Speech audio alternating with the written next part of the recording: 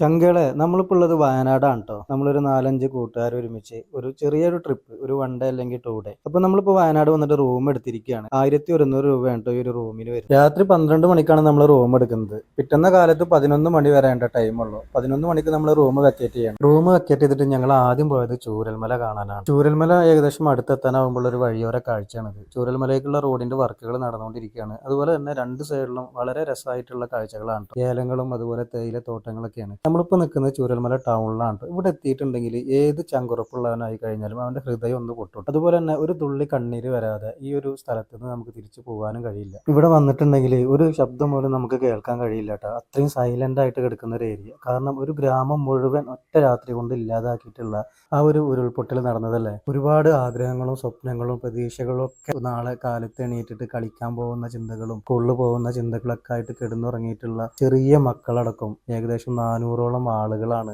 ഈ ഒരു ദുരന്തത്തിൽ ഒറ്റ രാത്രി കൊണ്ട് ഇല്ലാതായത്. ജീവിതത്തിൽ ഒരിക്കലെങ്കിലും ഇത്ര ലോങ്ങിലുള്ള ആളുകളായി കഴിഞ്ഞാൽ വയനാട് വന്നിട്ട് ഈ ചൂരൽമല ഒരു പ്രാവശ്യമെങ്കിലും ഒന്ന് കാണണം.